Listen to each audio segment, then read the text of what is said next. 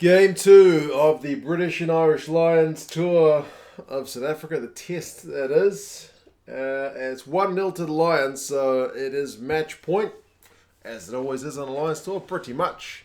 So it's time for the Springboks to step up and even up this series. If I get my way, I want desperately this game to go to a third and final deciding test, but we will see how things go. Gatland's boys are trying desperately to close this game out, and as I said, the Springboks guys are desperately trying to stay in it. We'll go through the lineups. I'll put those in the description.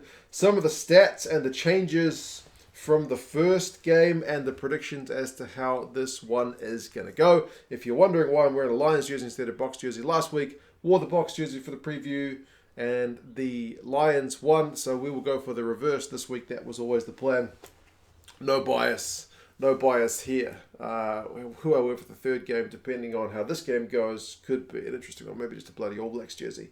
The South Africans have had to make one injury-enforced change. Oxenche has had to drop out of the match day 23, injured himself at the end of the first half, so he is replaced by Stephen Kitshoff, who comes up from the bench. Bongi and Mbonambi overcame a hamstring niggle to start at hooker, and Frans Malherbe is there at tight head as well. So it's the two props who were on the bench last week who get a start alongside the same starting hooker from last week.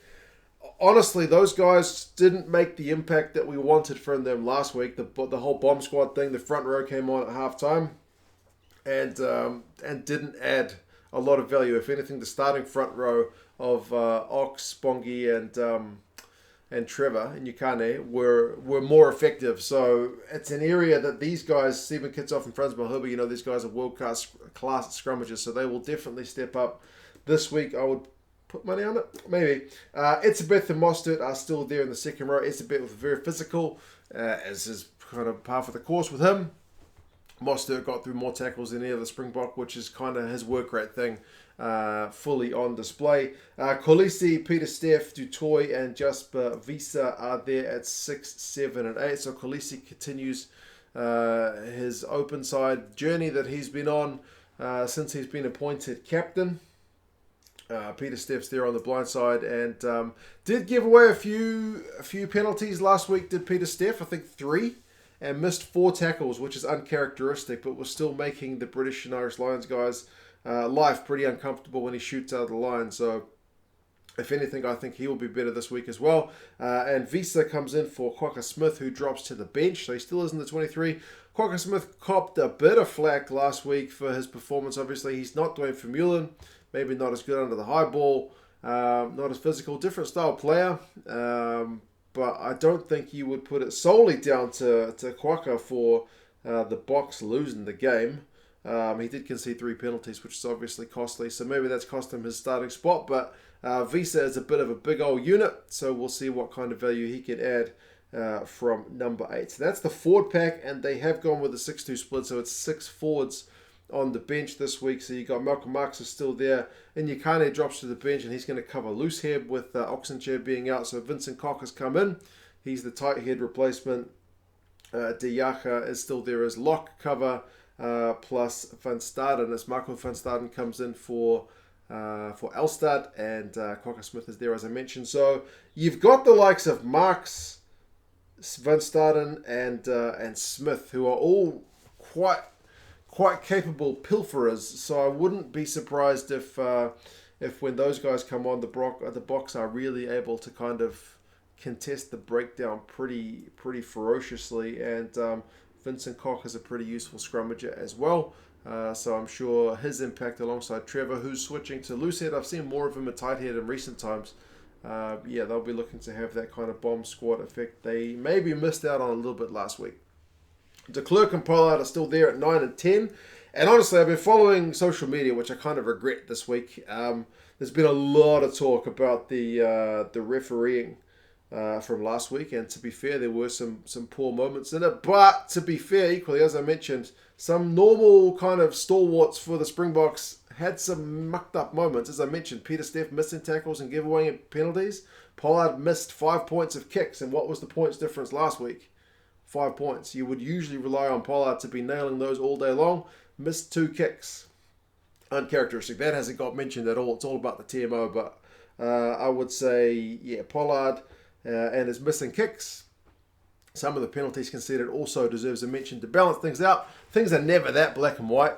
Obviously, you want the refs to do better, but you also want your own players to do better as well. So, yeah, Pollard got a bit of cramp last week, and there's no Elton Yankees on the bench. So, Damian is essentially his replacement if anything happens to Pollard.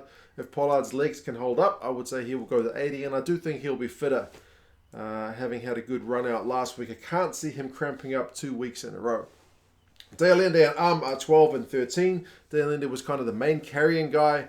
But I looked at his numbers, and again, it's like 14 carries, 3 passes. That's kind of the Damian Allende that used to get a bit of stick for not distributing the ball a wee bit. So wasn't really able to get his hands on the pill that much. Neither were the Springboks wingers. So maybe that's something we will see a shift in this week, or possibly not. Maybe more of the same. Mapimpi, Kolbe and Roux are all there. As I mentioned, the wingers were kind of starved of service last week. And as I mentioned, like Pollard missed his kicks.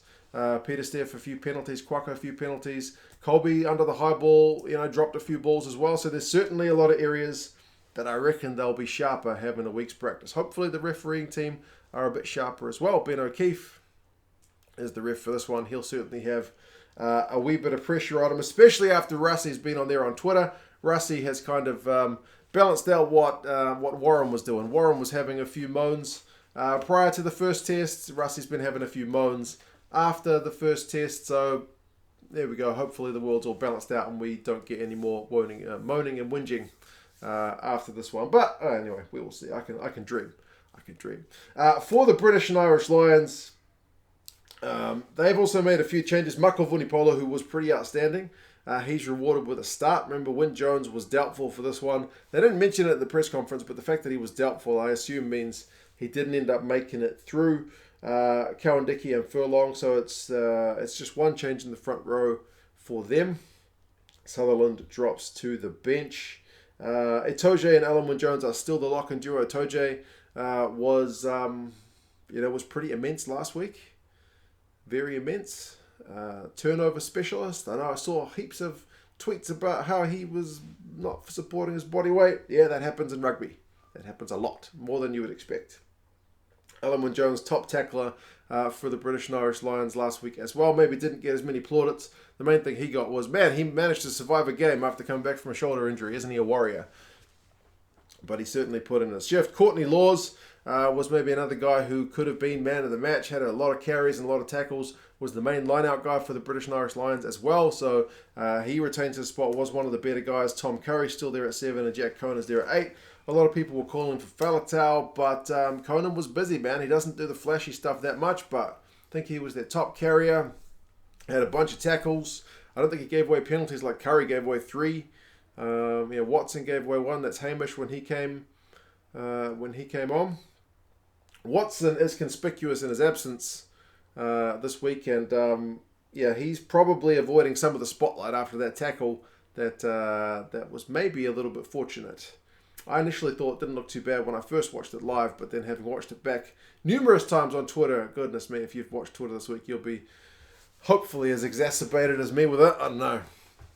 Anyway, I won't let that what should be a good game. But yeah, Watson, that's Hamish, has dropped this week. So Faletau comes in on the bench. Hamish Watson would have had a bit of spotlight on him after last week. That's for sure. So hopefully they'll be looking for some impact from Faletau. Tyke Byrne is still there. So that's the forwards.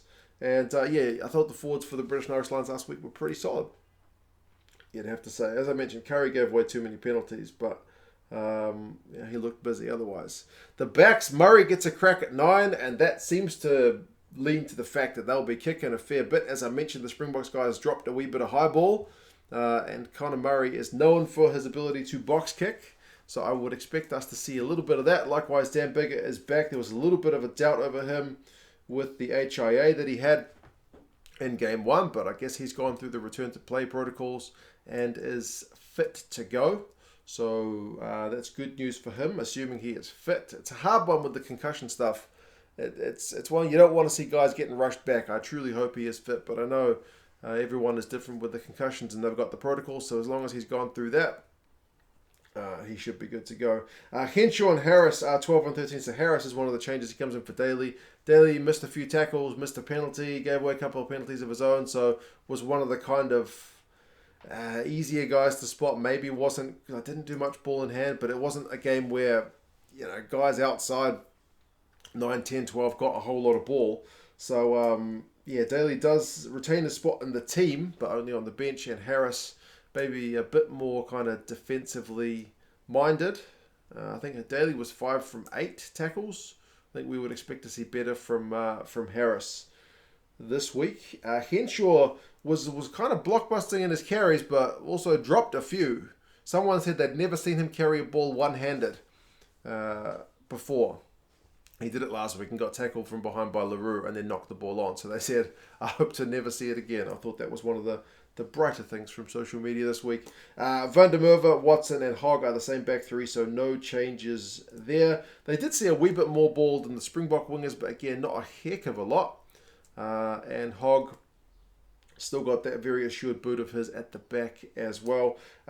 Price drops to the bench. Farrell is still there. And as I mentioned, Daly drops to the bench, which means Liam Williams drops out of the side entirely. Owen, Sutherland and Sinclair, the front row replacements in the squad. So, yes, I mentioned it's Ben O'Keefe as the ref. So Nick Berry is on the sidelines for this one. Matthew Renell and Marius Jonker is still there as the TMO. If you missed it somehow, there's a bit of a spat going on between Rassie and Gats about, Gats kind of questioning Marius being appointed as TMO. I mean, obviously it's a bit weird for a South African to be TMOing a South African game, but I'm assuming it's a pandemic thing and trying to get bums on seats in terms of officials to do the job is not an easy thing. It's not just like getting someone to fly over. So I kind of get it. So that peed off Rassie to no end, and then he's gone on his social media kind of, I don't know, I don't call it a tirade, but whinging. So yeah, they're balanced out. Fingers crossed. We're not talking too much about the officials in the second game. And hopefully Gats and Rassie aren't talking too much about them either, because we'd much rather than be talking about the game and the players and whatnot, I'm sure. For the Springboks, as I mentioned, we definitely need to see more impact from the bomb squad. We definitely need to see better goal kicking. It will be interesting to see if they continue to kick as much off 9 as they did last week. I think for the British and Irish Lions, the split between kicking from 9 and 10 was pretty much even.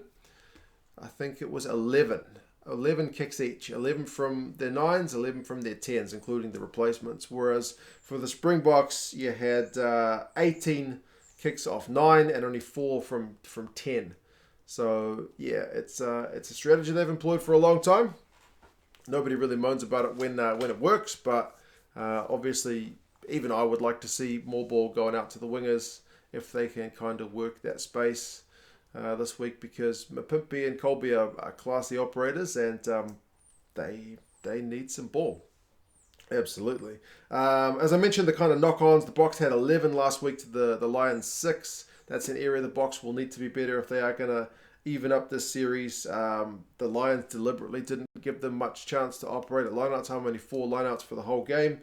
The Lions mauled pretty successfully. Maybe that's a tactic that the Springboks need to do, is not to kick the ball out, because the Lions had 16 opportunities at lineout time.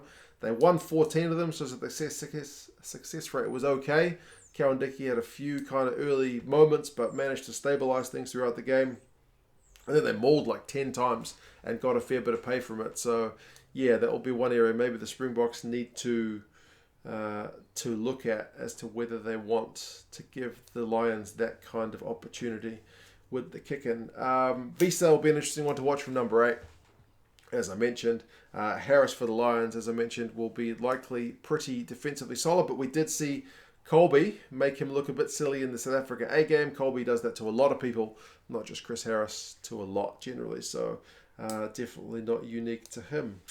Who's the favourite for this one? The bookies have got the British and Irish Lions by 1 point for this one. The Rugby Forecast algorithm has got South Africa by 1 point. So it's, again, about as close as it gets. As I mentioned, selfishly, I would like to see the Springboks win this one to level the series, to give us that kind of blockbusting third test decider. But it's not about what I want. It's what these players can deliver on the pitch. What do you guys reckon? Do you see the Springboks bouncing back? Do you think they are able to kind of run for the full 80? They did look a little bit gassed last week towards the edge of the game. Do you think the Lions guys have kind of figured out the Springboks tactics and will be able to nullify them and maybe take them on at their own game, which is something people in the build-up said you should absolutely not do. You need to play a speed game to work your way around them, and that's not what we saw at all last week. Overall, the quality of the game last week was maybe a little bit lacking, as I mentioned, the knock-ons and whatnot, just general errors, but I think it'll be a little bit sharper. And I expect the Springboks to be much sharper. I can't see them having as many errors as they did 2 weeks running. But yeah, you guys let me know your thoughts. Fingers crossed it's a good game. Fingers crossed we're not talking about the officials too much after the game. And yeah, what are your guys' predictions? As I mentioned, Springboks for me, but I did pick them last week as well. Anyway, you guys have any thoughts? Talk to you again soon. See you later.